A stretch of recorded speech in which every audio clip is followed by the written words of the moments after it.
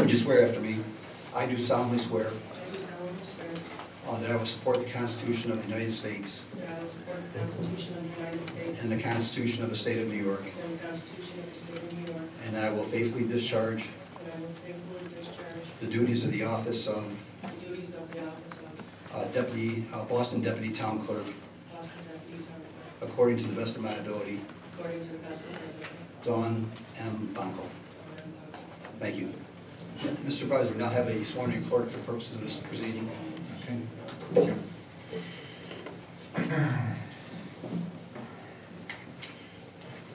We convene the hearing. We acknowledge the swearing in of the deputy town clerk for the hearing to take minutes for the meeting. Roll call, please.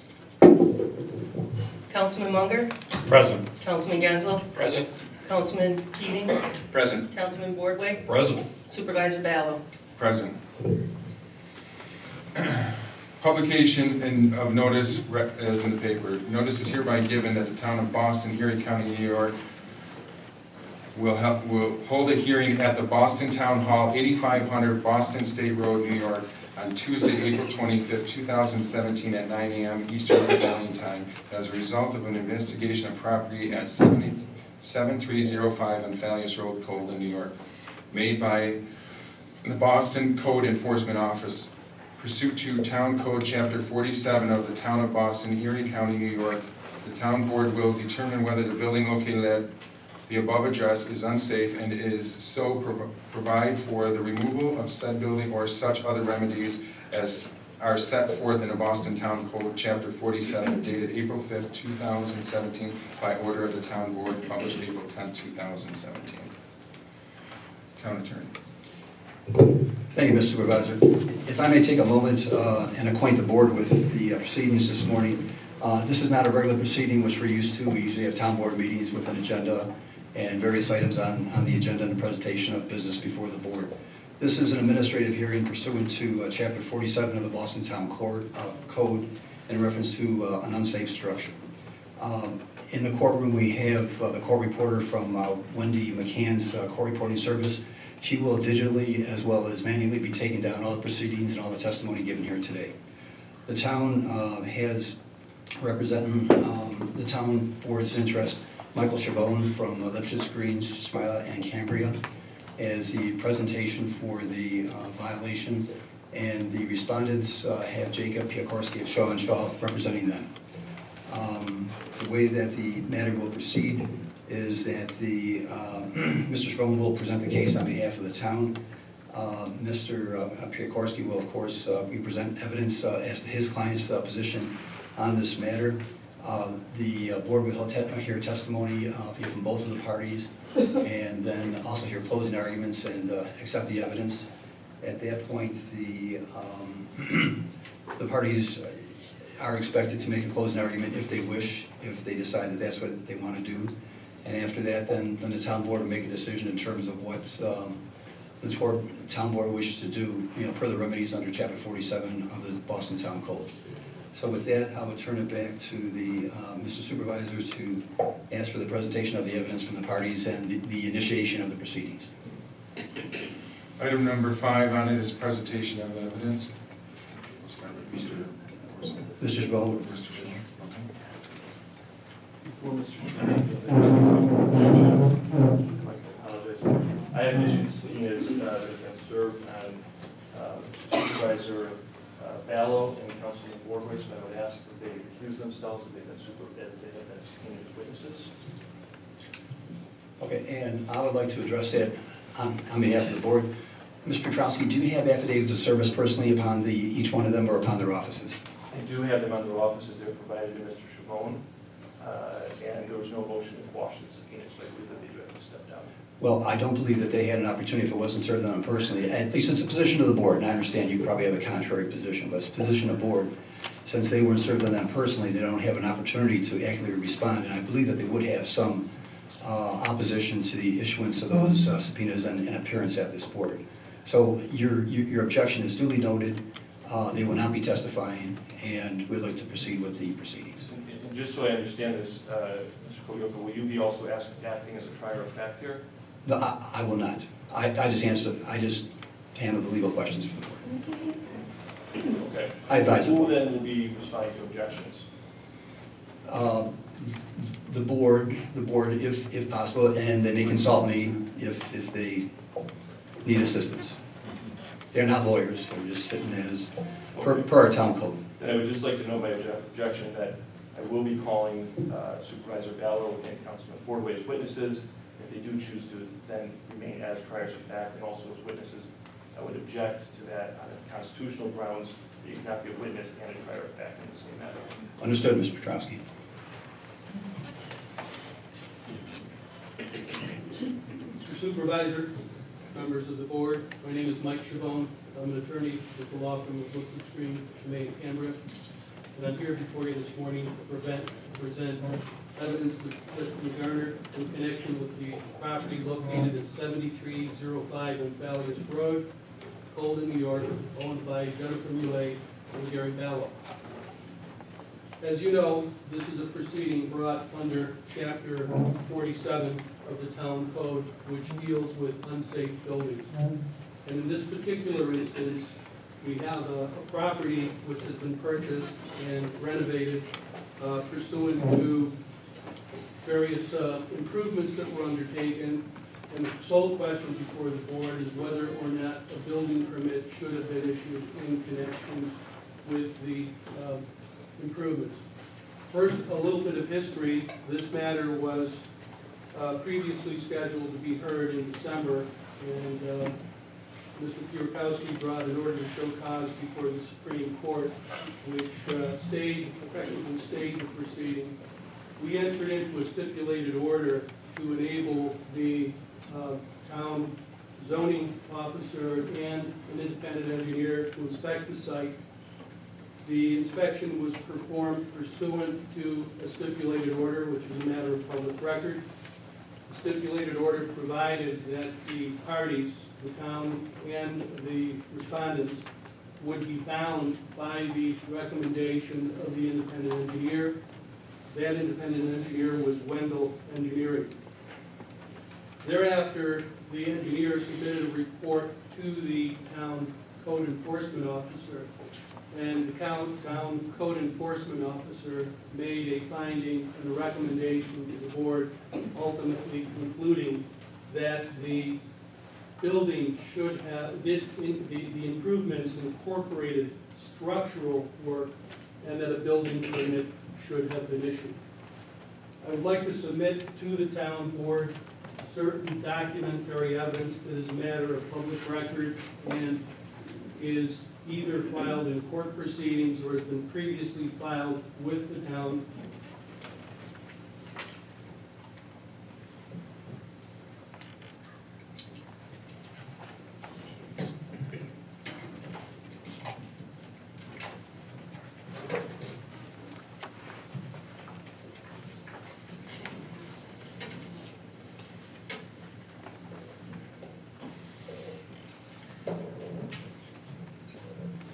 Mr. Chabon, if I may, on a procedural matter, are one of these the official documents for the town file, or are they all identical duplicates? They are all identical duplicates. Okay, would you like to have them marked as an exhibit for the town file? I would like to have them marked as an exhibit for the town file, and you'll notice that there is an exhibit table of contents, and then each of the exhibits are separately identified and marked by tabs at the bottom of the page.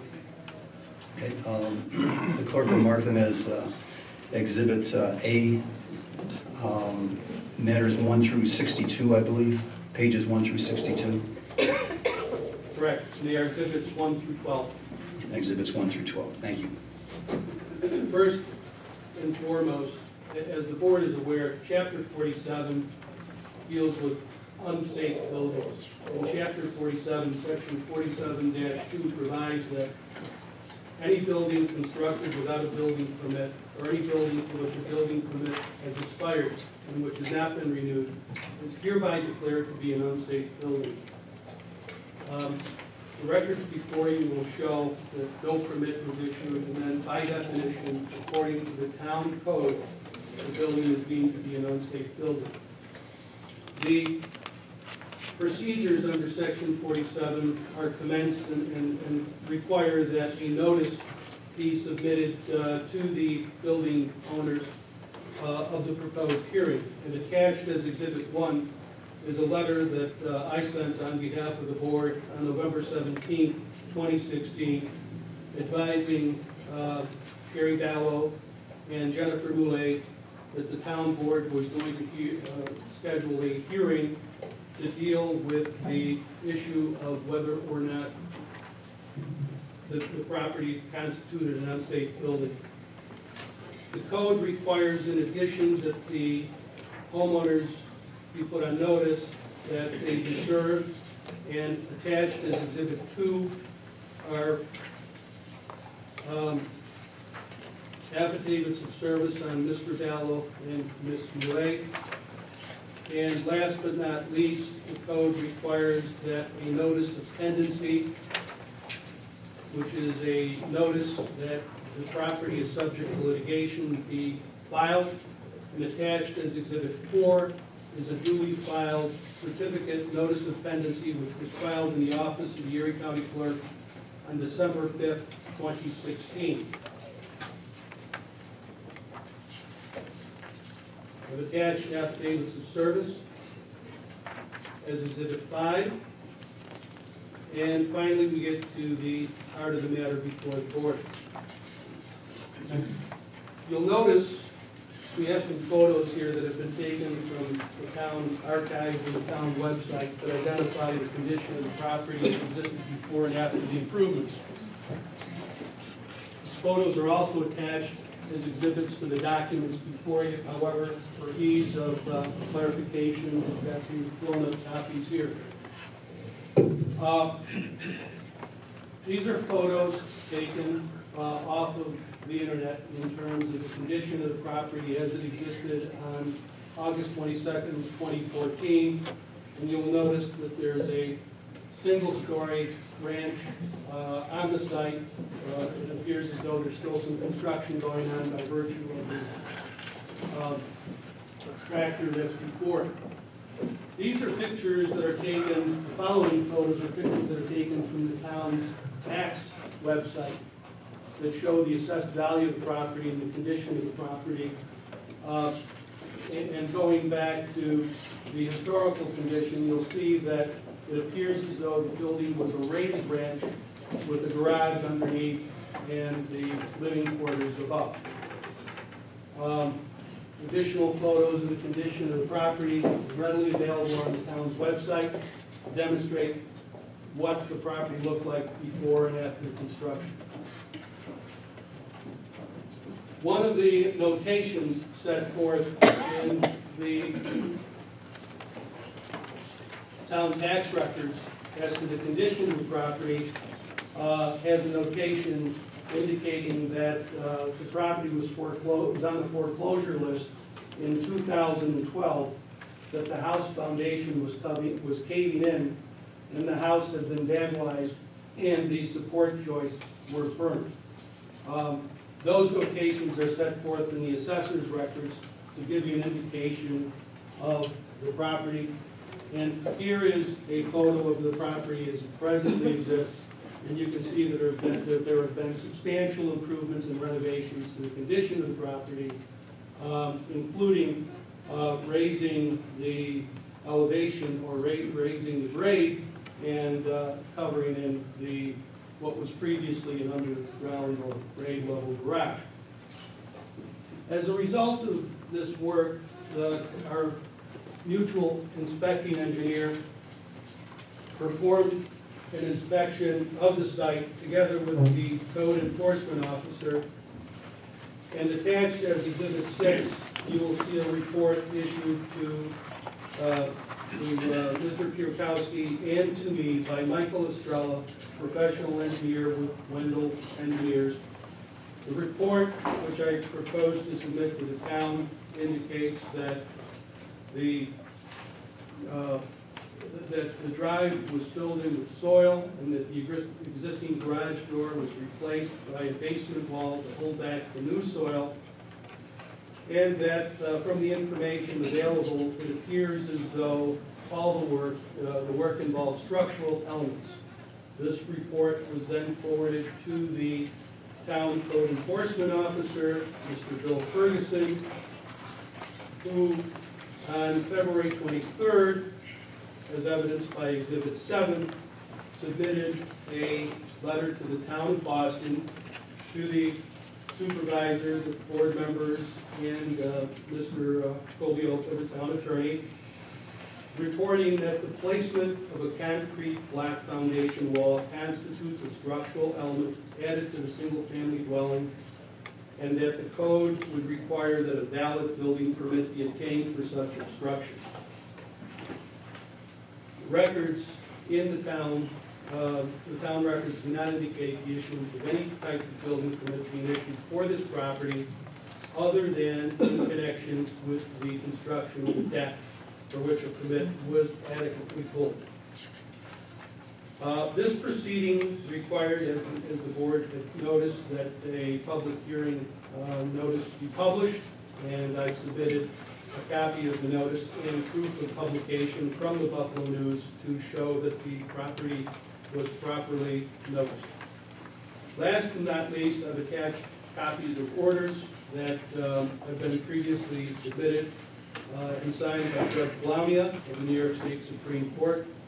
And these orders are three, basically deal with the dispute that arose regarding the conduct of the prior hearing, the stipulation regarding dealing with Wendell Engineers and having that determination be final and binding on the parties.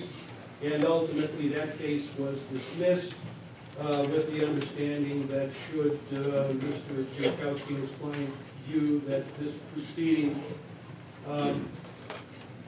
should be challenged, they would have the right to do so in a separate action in Supreme Court.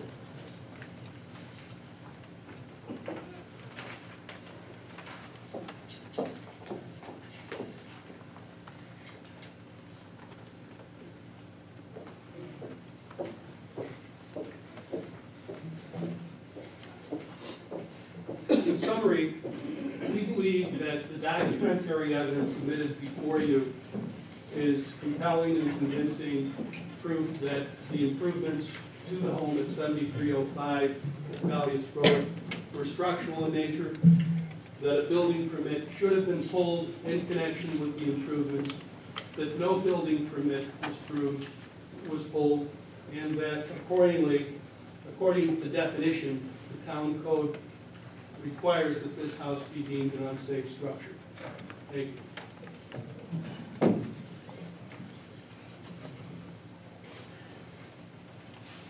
Thank you.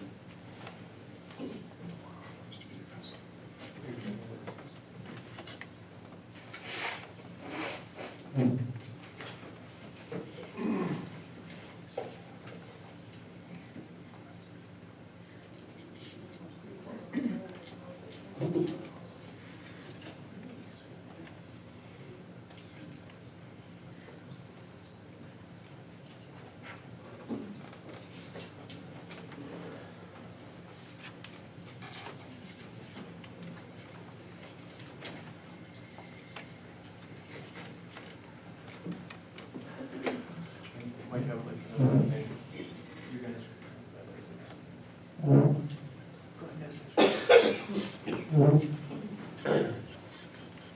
The code building enforcement officer, Mr. Ferguson, had been subpoenaed but has not appeared before the board at this time.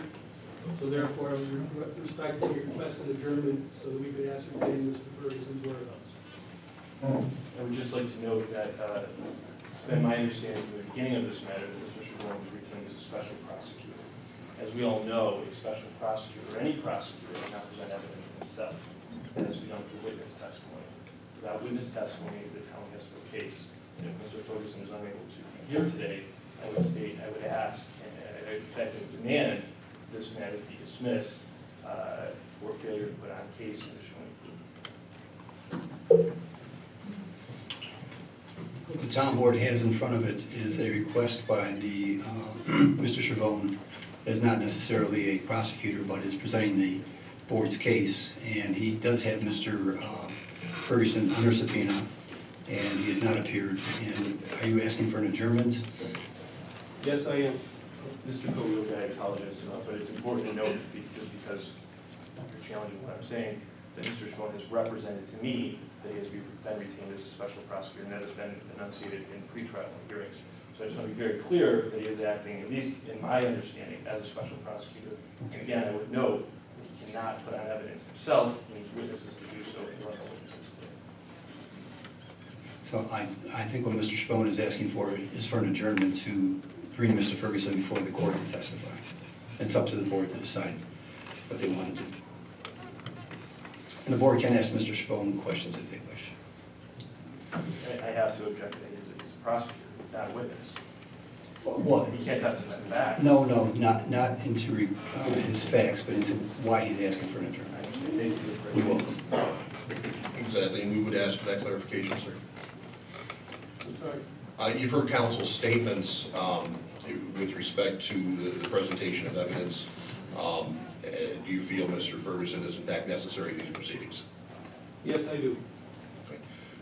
In that case, Mr. Kobioka, could I ask what procedure should in fact be followed to compel the testimony of Mr. Ferguson today or enforce the subpoena?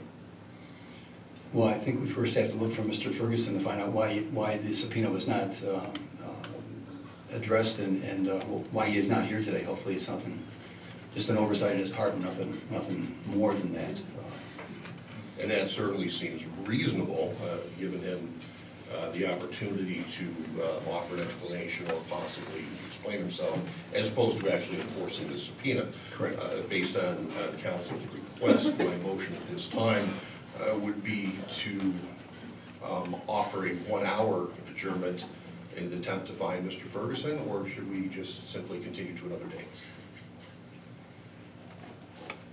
Perhaps we ought to adjourn for a half hour to see if we can find Mr. Ferguson and then report back. Okay. I do know that Mr. Ferguson's hours are from, on Tuesdays and Thursdays from 12 to 5. So this would be his normal workday at noon, so just for the board's edification. So in order to not further delay the proceedings, I'd make a motion at this point in time that we adjourn for 1/2 hour to ascertain the whereabouts of Mr. Ferguson. Second. Councilman Munger, Yes. Councilman Genzel. Yes. Councilman Keating, Yes. Councilman Ordway, Yes. Supervisor Ballo. Yes. Carried.